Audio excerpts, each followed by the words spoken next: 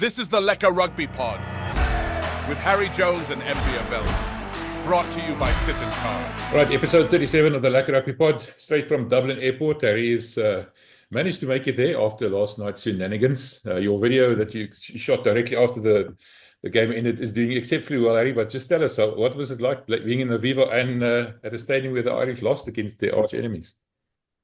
Oh, shoot. The thing about the long history of Ireland is that they've never been winners in sport. What the rugby team we're watching right now for Ireland is the most successful international sports team they've had. So they're kind of just getting used to the idea of winning and winning and winning. 19 straight wins at home, and then they lose to their dreaded rivals, the ones that they probably have the most enmity towards. And they handled it fine. The bars were full. That's why I've got Babalas today. They wanted to analyze for hours, drink, buy you, beer and talk about it. And so they're fascinated with this idea of being near the top. They're not spoil sports. They're not like dark losers who want to grovel and moan and piss about the referee. And they could have, because the referee was tough. But it was tough on both sides, hyper technical. The city itself, Dublin, is beautifully sized, so you can walk around everywhere and go everything. It's actually a rambling city. You just go from street to street, block to block, and you run into a pub, and then you continue your pilgrimage to Aviva, and you can go there 5 different ways and just kind of snake your way through. So start, if it's an 8 o'clock game, you start at like 4, and you just day drink, which in Dublin is called drink, and you just make your way. The pregame is strong. The stadium itself was kind of shocked. The high point was probably, Josh van der Fleer, the good boy from Johannesburg's try. From then on, they were baffled, they were confused. Disturbing me. It was from that point on. It was actually they went provincial. Around me, the Leinster men were yelling at the Munster men, and the Northern Ireland people were saying, "You let us down. We should have more Ulster people in the team." So it kind of fell apart. But then when the whistle blew, and obviously there was one winner, and the winner was deserved, they couldn't have been more gracious. A lot of them stayed a long time to talk to the All Blacks and try to meet and mingle. I did the same and had a really good chat with Will Jordan. Razor was happy as a clam. So he wanted to talk to anybody who had anything to say. A couple of people recognized me from various pods and stuff, and so had a good chat. Interestingly, old man Barrett was there, the man who has 3 sons in the All Blacks, Smiley Barrett, a lock in his day, and he was really gracious. And he talked to me a lot about the ruck. He just said that what he thought was at halftime, the All Blacks went into the sheds and they made a plan for how to release their ball quicker. And it was moving the ball on presentment. So on tackle, what happened was the Irish were just destroying Rattima at the base. He never had any clean ball. It's like he was putting his hand into a wood chipper. And every time he put his hand in there, it was getting broken. They were coming at different angles, coming late. They were pivoting and fetching and smashing and grabbing. And so what they did is on the placement, they would hold one more time and then release the ball on a roll. And so Cam Roigard had quick ball. And you saw the big difference in rugby when you have quicker ball.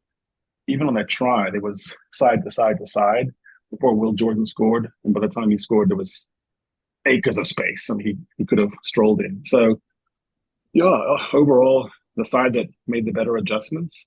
We've been calling the All Blacks the best 1-hour team in rugby, but they're almost Blacks. This time they finished, and they finished strong. And we've also been wondering about Damien McKenzie's suitability for Test rugby field generalship, whatever that's called. He did it. He controlled the game when it mattered. He was impeccable at the tee, I think he was. And he took the game into his hands and put his players where he wanted them. Being there, I was 8 rows up. You could hear people, so the stadium got really quiet when they were down 10. They were not exhorting their team to come back. They had no experience for 2 or 3 years in doing that. And so you could hear James Lowe's kicks just destroying the ball. You could hear Jameson Gibson Park telling everyone where to be.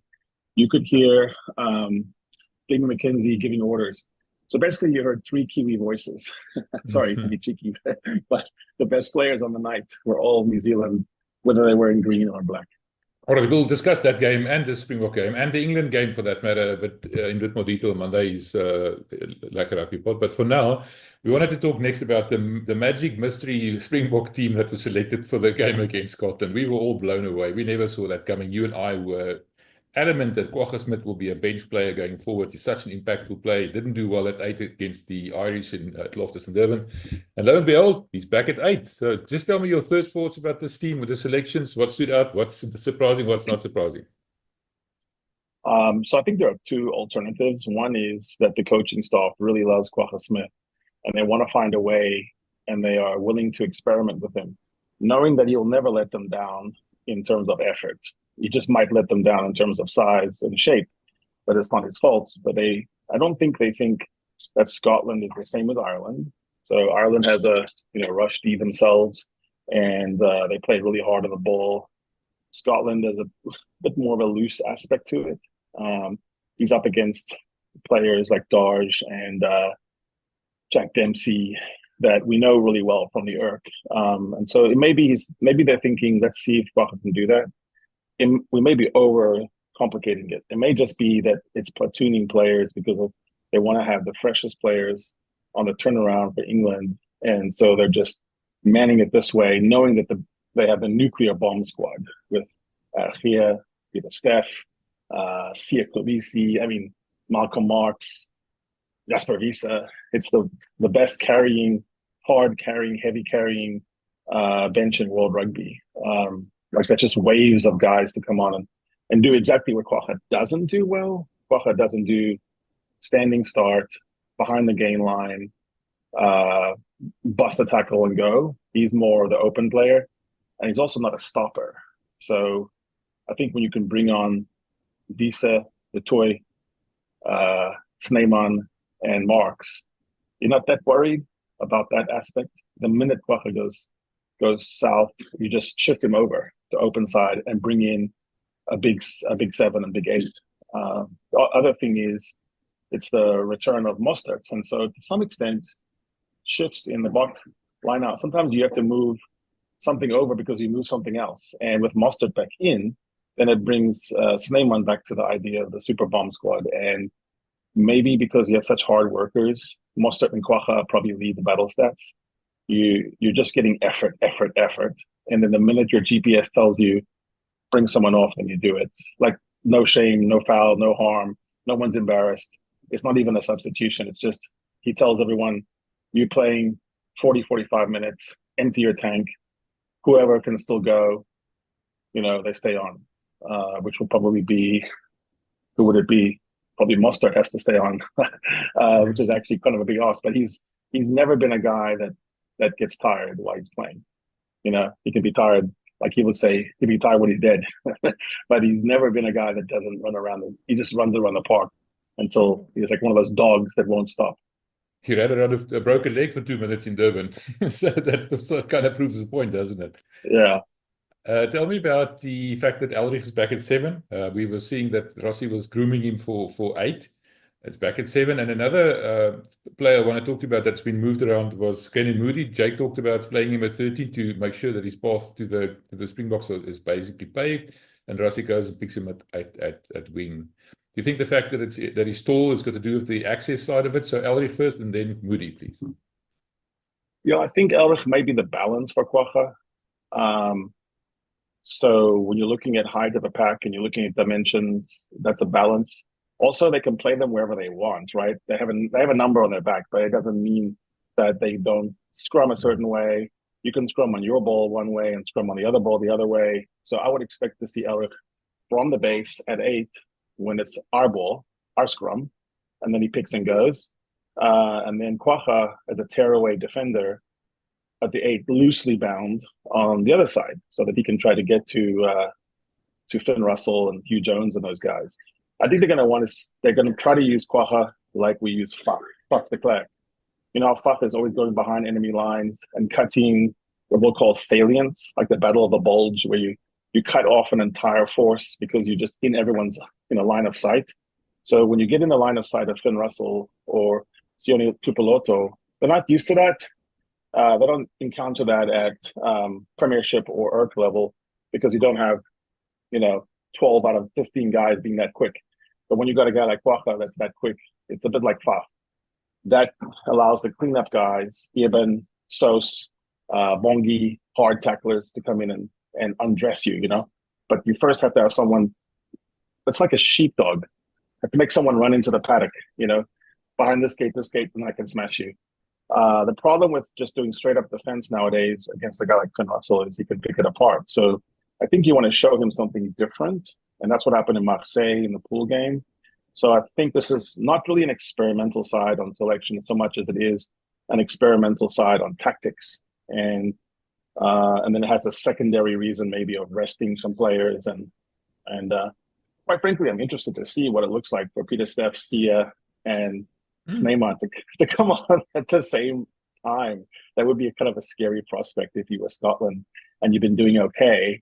And then you look up and you see Sneeman, Peter Steph, Peter Steph, basically the world player of the year, probably. Sia Khaleesi, Captain Wonderful, Malcolm Marks, on his day, the best hooker in the world. That would be, I think that's the mindset is we don't think Scotland is a good closing team. John Cardinelli did a great study of all the top tier teams, top 10 against top 10, and analyze who finishes strong. And it's South Africa is the best at scoring tries and allowing tries in the final 20 points margin. Ireland is just barely second. And then you look at New Zealand and England, they are not good. Scotland is the worst in the top 10. So Scotland does all of its scoring in the first 50 minutes. So I think the thinking is survive the first 50 minutes, put them under pressure, emerge a few points behind or ahead, and then blow them away. I call that bomb squad, the NUKE squad. It's the captain's run, 20 minutes, last 20 minutes for the next game against England, which we all know is the real game that we're all worried about. So it's just going to be nice, loosen up, play together, see who's going to be captain. Eben is probably going to go off. They have to look after him. Like you said, Arge moves to 4 and Franco stays on. So my biggest surprise is that 7-1 bench, one back, and that's Grant Williams. No backup kicker, no backup, no Fussy. I thought we were going to see a Fussy for sure. That's a surprise to me.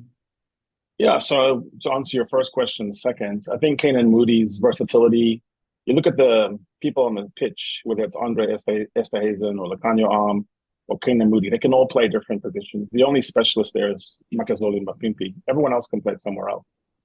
Billy can play 10. Jaden can kick. Pollard can play 12. I mean, you can just shuffle. And so the ultimate shuffler, of course, is Grant Williams. I mean, literally, that boy can play anywhere. I think he could manage a Kwagga if he had to. He's a very, very versatile guy. One of our good friends, Jared Wright, was actually working with him back in Stellenbosch back in the day and honing some of his skills. And what he told me was that Williams just has the natural abilities that you need. It's about instincts, and training him in these situations to do that. So I think the Bok coaches, especially Tony Brown, really likes that kind of player. The one thing as well is if you get him in any bit of space, he can actually run around you. Like, there are just some players who can round you, get to the corner and go around you. And it doesn't even seem possible. Like you're going from gear 1 to gear 3 to gear 5. And you're like, okay, now I got him. And he goes to gear 20.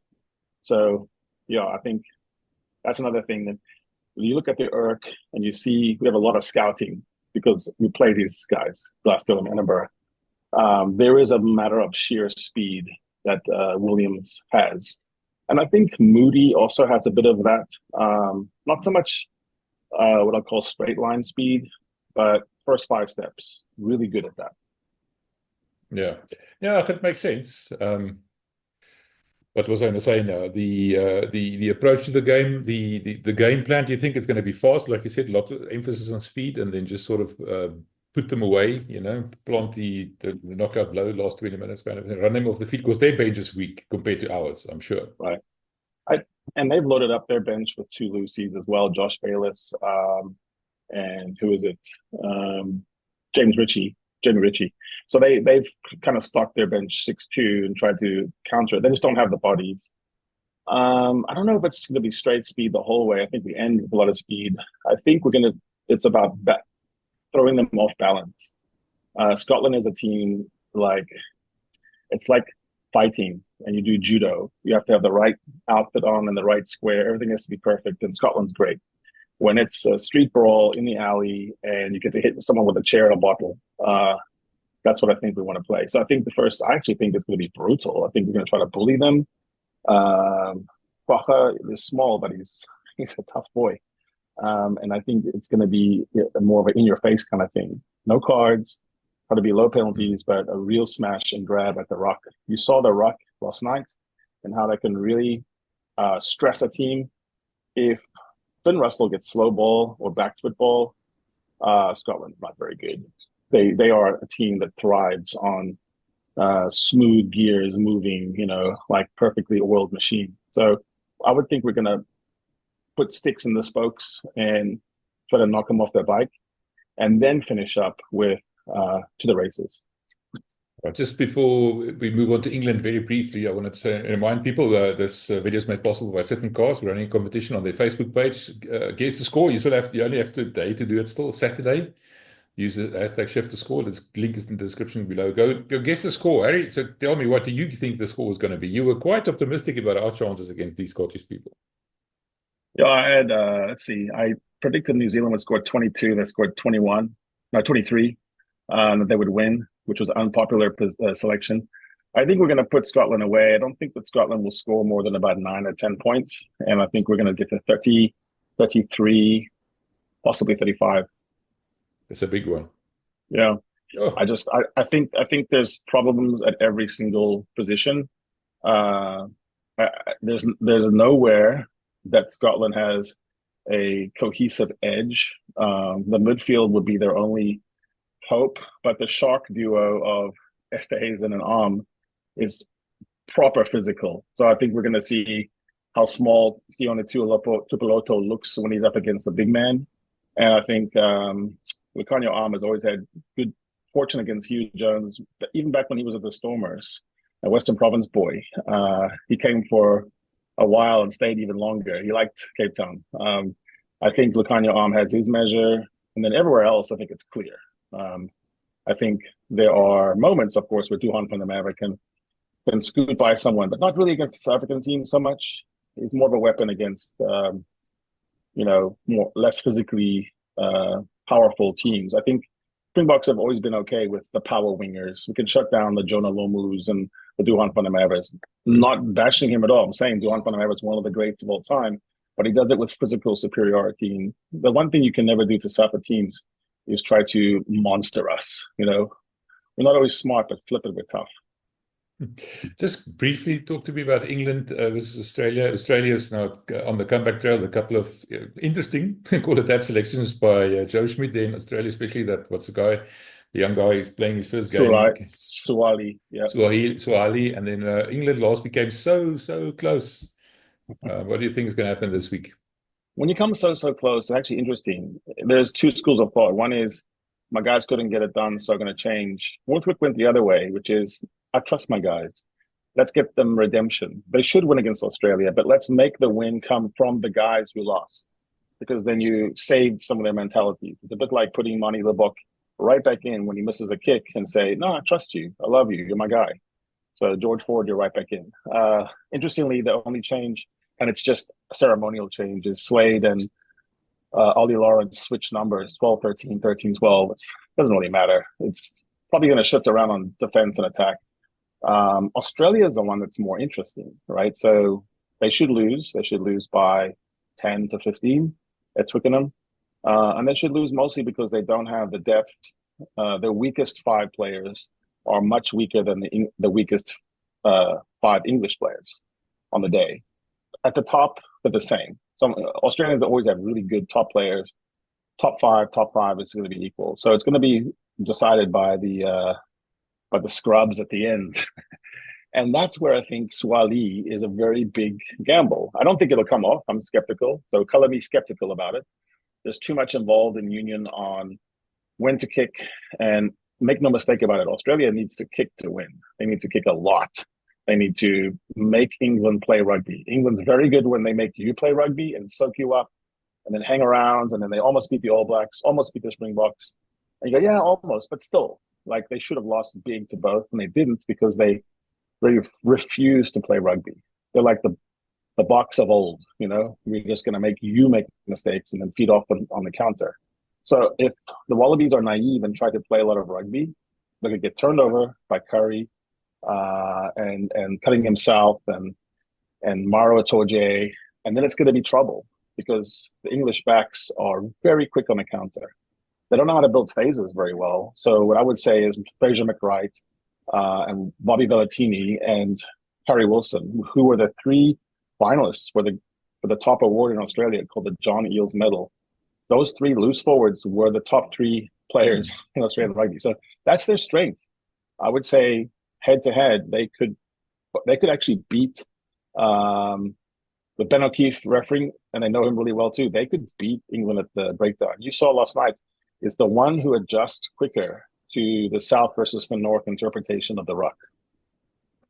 All right, Greg, thank you. Appreciate it. I know you have to run to catch your plane. So we'll talk directly after the match of South Africa versus Scotland at Murrayfield. You'll be in the stadium still, and it's going to be live. I did my homework. Oof. We can eventually figure it out. So I'm excited. What do you think about that one? Oh, I'm nervous now, man. No, I'm not. I'm never nervous. All right, I look forward to it, man. See you in Scotland. Thanks. Thanks for the time. To enjoy the flight. Cheers. This is the Lekker Rugby Pod with Harry Jones and MP Vellum. Brought to you by Sit and Cards.